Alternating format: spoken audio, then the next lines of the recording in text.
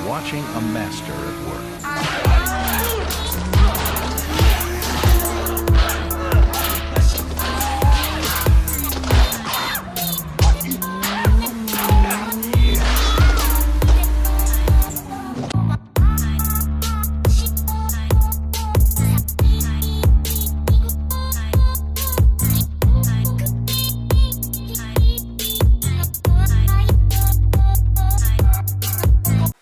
Alright, so today I'm going to replace the front output seal of my transfer case on my truck here. It's going to be a quick and simple thing. So, as you can see, he's leaking pretty good. So, and what we're going to do is take that off. How you do that is 15mm skid plate, and that's it. Get to it at least.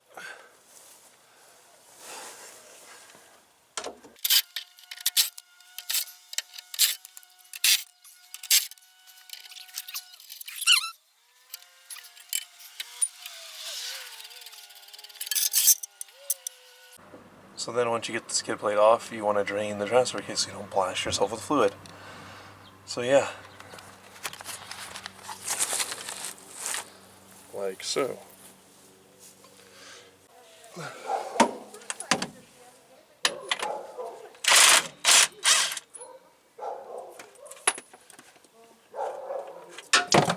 Shit.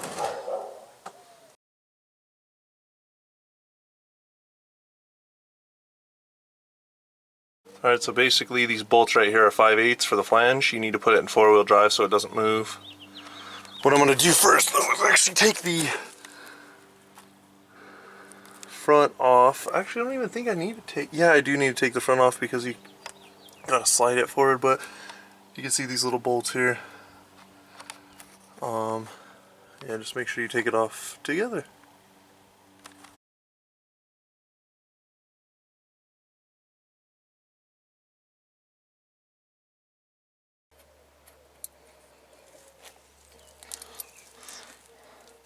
This wobble guy right here is going to be your best friend, so make sure you get one. Basically what you want to do is get a jack stand and put it up in here.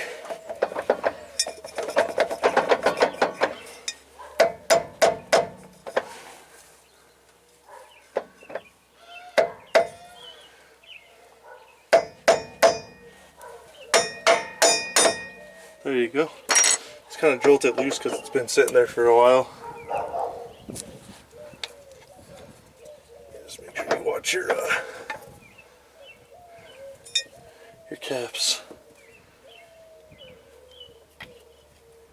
Like so. Because they will get stuck in there. You don't want that to happen. Just gotta make sure, there you go. Like so, there you go. So then you can kind of work around the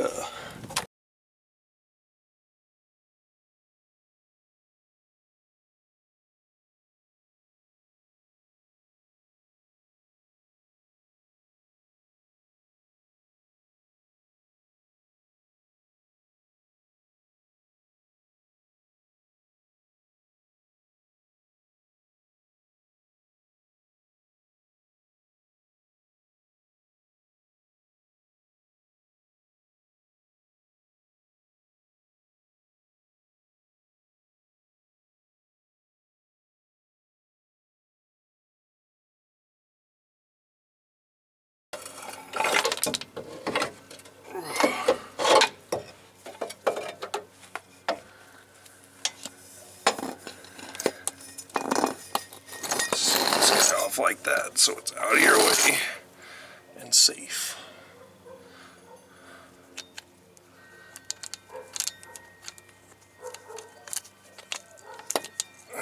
The U-joints look good, so that's good.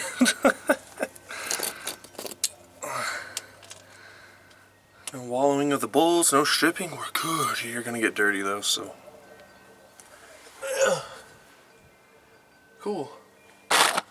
Alright guys, basically what I'm doing here is 1.1 on the input shaft of this.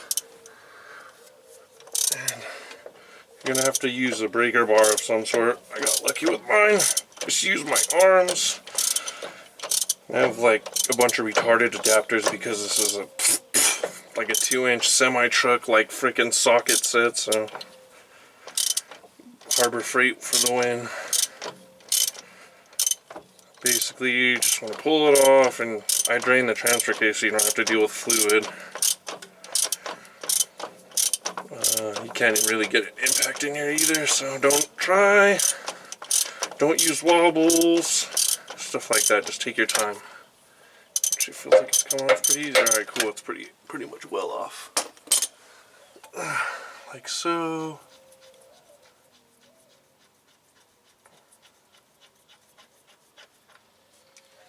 These trucks are kind of a pain to work on, but it'd be way easier with the lift. Oh yeah, look at that guy. Ew. Oh yeah. So yeah, basically it's just that spline. I'm going to clean all this stuff off, obviously, once it's out. Oh yeah, that thing is leaking. Big time. So yeah. Thing's like compromised on the bottom right here. It's got like a... Huh, interesting. It's first, I've never done this before, so just doing research. And seal. I have a seal puller, so I'll try and actually get that in there, and if not I might have to get a tiny one to pull, you know. So let's see if I can get you guys in here. Alright, so the seal, see it? It's all nasty. I basically just get a seal puller and pull that out, and then I'll have to figure out how to drive it in. We'll do some research real quick. Alright, so yeah, I'm gonna have to go get a baby seal puller because this dude is way too freaking big. So, yeah, that's just one of the most irritating things on these second gens is you don't have room for anything, especially when you're trying to take stuff apart in the truck. So yeah, we'll go get a seal puller and then the seal and 4 quarts or 3 quarts of ATF, all that blah blah blah. So be right back.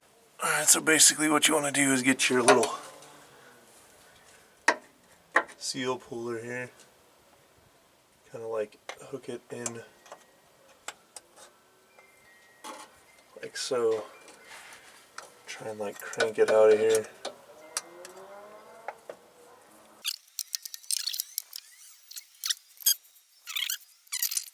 Make sure I got the right seal. That's what it said on O'Reilly, but you know how that goes, so let's see here, let's see. This is a National 3946 here. It's more of an updated one. Looks like it'll work. Inner diameter is the same. Alright guys, don't really have too much room in here, but I got a big old freaking 2-inch socket. We're going to try and hammer the seal in with it. I'm going to use a rubber mallet.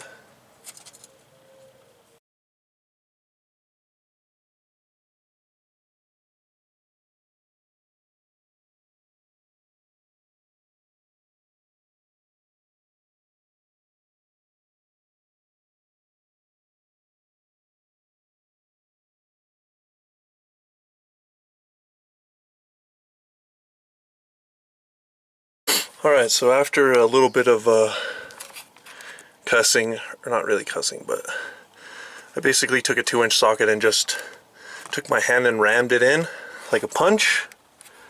The 2-inch socket fits the outside perfectly. I checked the seat. I mean, it looks seated to me, so looks pretty square. Went in even to it and go in catty corner. So yeah, whatever, I guess. We'll see what happens. I'll put axle grease on the input shaft and start putting stuff back together. Alright boys, so after you get the nut back on, you have to kind of seat it, so hit it forward. It's 1 1/8. I don't know the torque spec, but I'm going to look that up. I think it's like 60 foot-pounds or something like that. So yeah, I'm gonna start getting on that.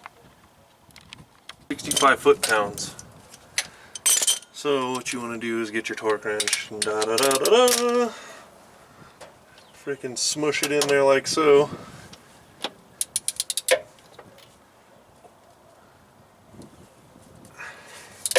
Give her an old torque.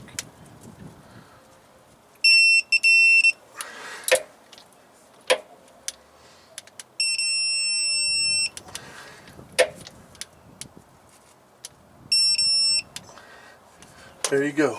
Back on. Like so. I'm actually just gonna pinch it because I remember which way it goes on.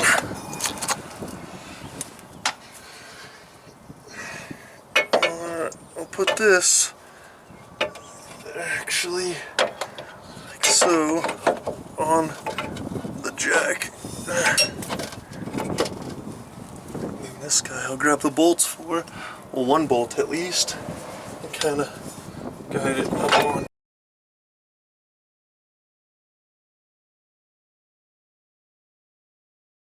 Now you just want to tighten everything back the way it was.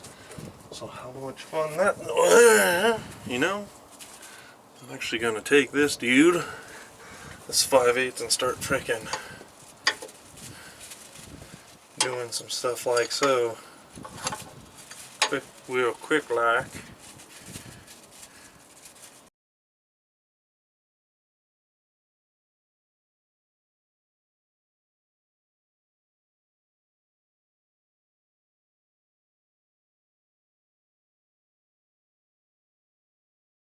Alright, so after you do the torque spec or whatever on the back guys,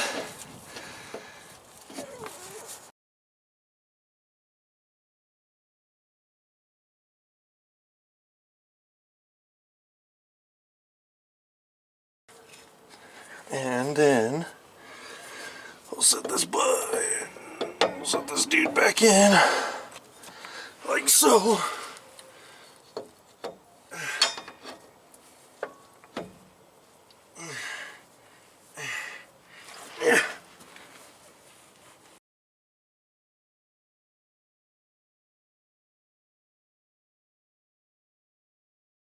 And just like that, she's back together. I don't know how these flange bolts went on, but whatever. Figure it out, I guess. They're torqued.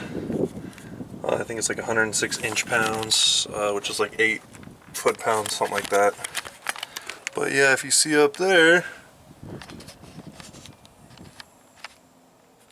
the flanges, bolts are all torqued.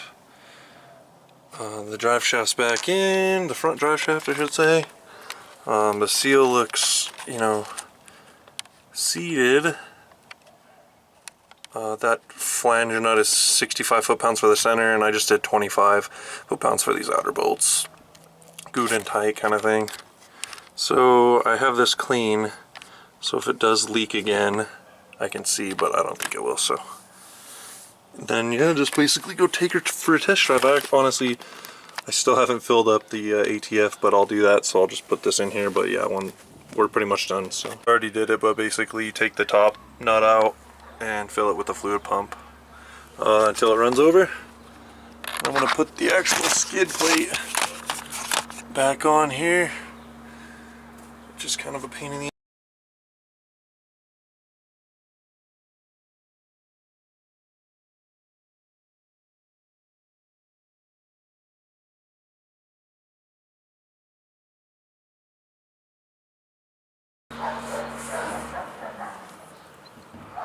and there you go, you're done.